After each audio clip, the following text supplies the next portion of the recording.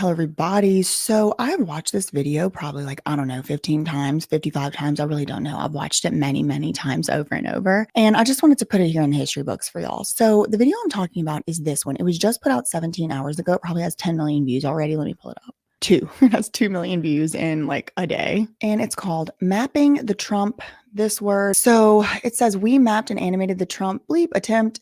Events are still unfolding. Okay, this just came out yesterday. And by the time Fern put that video out, I do think that probably some stuff had been updated. So definitely by the time that this reaction comes out, probably some new information will have been gathered. But I did want to just mark that as a moment in time and a moment in history because I have been absolutely obsessed with this video. They put it in like a 3D rendering. And so it really allows you to see exactly what was going on, at least as far as we know right now. And it puts everything into perspective, the angles and the physics and the geometry and all that. They kind of like anonymous-atize the crowd and stuff too. So it's like a little less jarring because it's just like little 3D renderings of like NPCs or whatever. So let me show you what I mean. It's the 13th of July in Butler, Pennsylvania. Former U.S. President Donald Trump speaks at a rally. It's only days until he plans to accept the official Republican nomination. He's just minutes into his speech. Are fired. Take a look what happened. Trump got hit, but survived. Someone tried to him in broad daylight. Here is how it unfolded. By the time this video is published, new details might have emerged. So they put out their little disclaimer because we are getting new details every single second. That is why today I'm doing something a little bit different. I've already recorded one video on the BlackRock ad. I'm just going to make a bunch of small videos on different things. And then I think kind of like when I was covering the P. Diddy situation, at the end of the week, I might do like a weekly roundup and just talk about where we are now, what we know so far, and what we still don't know and all that. So things could be updated by the time y'all watch this video, but let's see. It's a hot, sweltering early evening as tens of thousands. It was hot. I mean, I live about 5 hours from here. So, I mean, obviously I wasn't there, but that day was extremely hot. I remember it. Gather here to see Trump. Pennsylvania is one of 6 vital swing states that will help secure the win. So I think this is an important point. And I don't know who this Fern channel is run by and who owns it and stuff. Could be BlackRock Girl. I don't know. But they do a great job kind of focusing on the important stuff, but also just these little visuals and stuff help me to understand the concepts a lot better. So look, they're telling you Pennsylvania is one of the most important states for this election and for probably any election because it has it's like a swing state, purple, like it has a tendency to go back and forth. I think it went Republican 2016, but then it went Democrat again 2020, if I recall correctly. I don't know. I'm not fact checking. I'm just flying by the seat of my pants today, but y'all can fact check and put it in the comments. Next presidential election.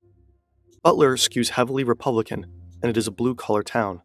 Butler, Pennsylvania is delightful. I did go there the day after the incident. I have a video up on that. Y'all should go watch it, but it is delightful. And honestly, the people are so nice, and nobody over there seemed to really give 2.5 if you were a Democrat or Republican. So I guess it's an important data point, but I didn't feel like it was like, oh, it skews Republican. Like, no, it was like just a normal place, like a regular town.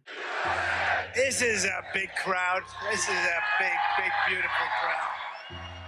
He is surrounded by supporters.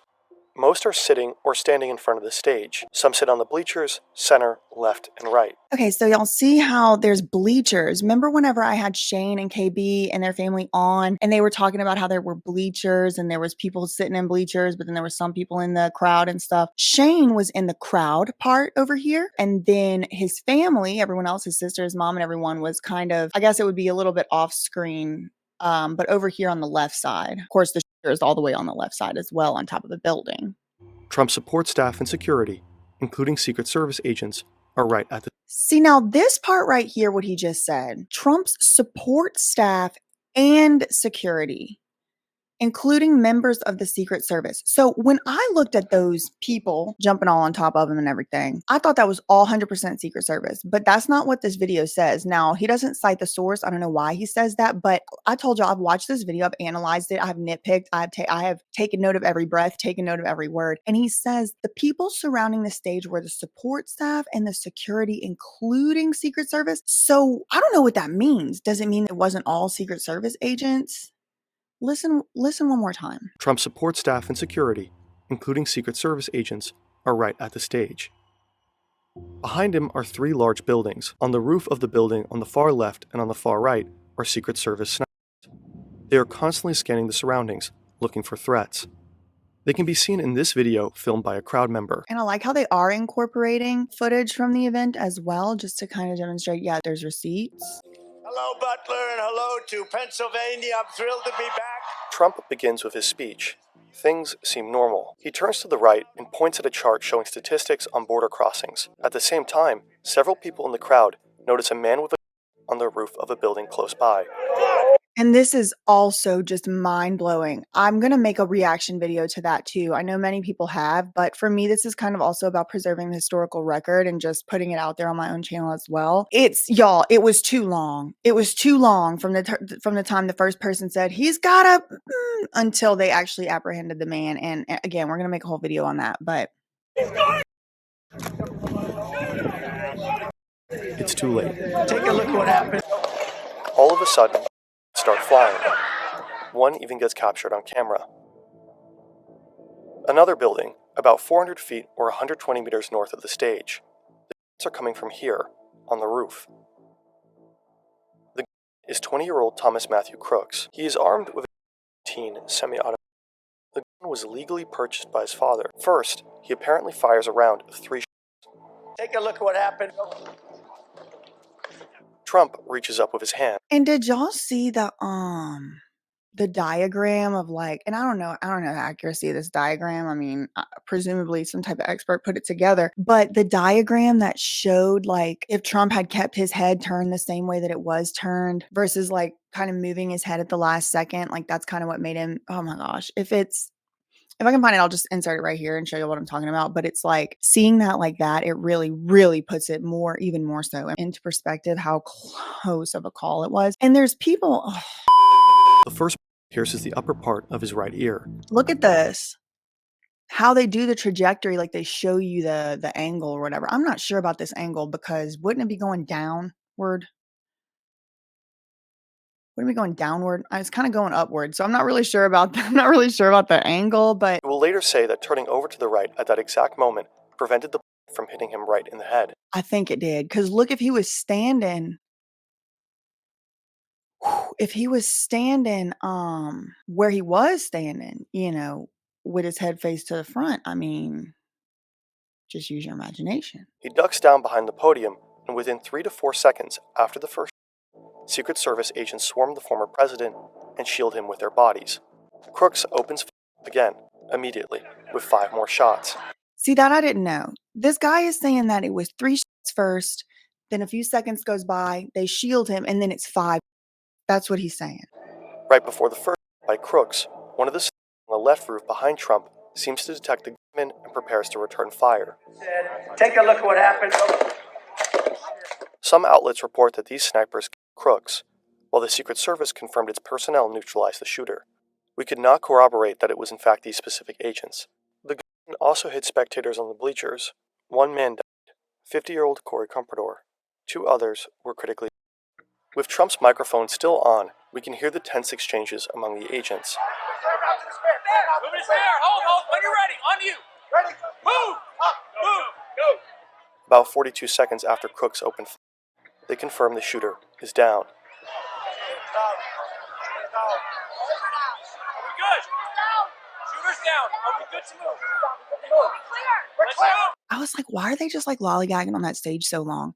But now that I've watched this over and over and over, I realized that they were all like literally just on top of him, shielding him, waiting for like an all clear message type of thing. Then once they got this all clear message, that's when they stood up and then linked or did whatever they were going to do and then walked off. I mean, I still think it was way too slow. Just like I also think it was not safe to have someone who's way shorter than the person you're trying to protect in the front position where you could see their face. I think that it should be a prerequisite that the person who you're guarding, your secret servicing, you should be like within their same height range if you're going to be the one that's got to jump in front of them. I'm just saying. They prepare to escort him to an armored vehicle. Come on. Let me get my shoes. I got you, sir. Let me get my shoes. Hold on. Your head is bloody. So we gotta move to the bus. Let me get my shoes. Can I get my shoes? Watch out. In about 75 seconds after ducking to the ground, Trump raises his fist. He is mouthing the words, "Fight, fight, fight." The resulting photos immediately travel around the entire world. The crowd starts to chant for the former president as he leaves the stage. Trump is then rushed to a hospital. There are a lot of questions we don't have an answer to right now. Why were the forces unable to prevent the attack? Analysis on X suggests that at least the snipers on the roof behind Trump were likely scouting for dangers further away, with this rooftop possibly falling into the responsibility of other law enforcement agents. We were unable to corroborate that. Why couldn't armed men climb up on this building? What was Crooks's motive? The had no criminal history in Pennsylvania's public court records. The New York Times found a voter registration record for Crooks. It shows that he was registered as a Republican. They also found that he donated $15 to a liberal voter turnout group through a Democratic donation platform in 2021. He was a kitchen worker and had a membership at a local shop.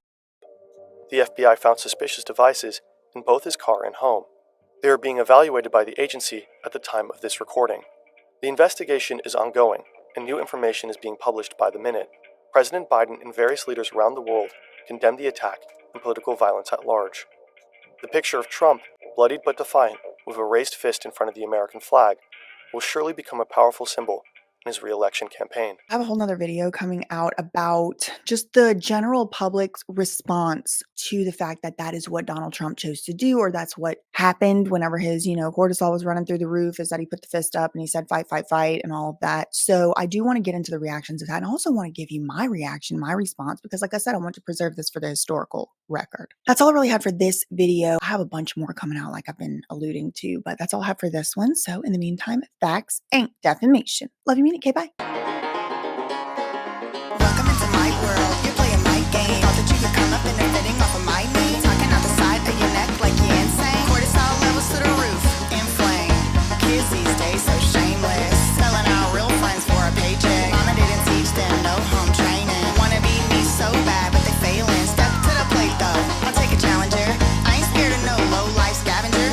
I should warn you though, if you haven't heard, I know Colleen ukulele ballanger. Shots been fired. Wanna tell that? Say it to my face though.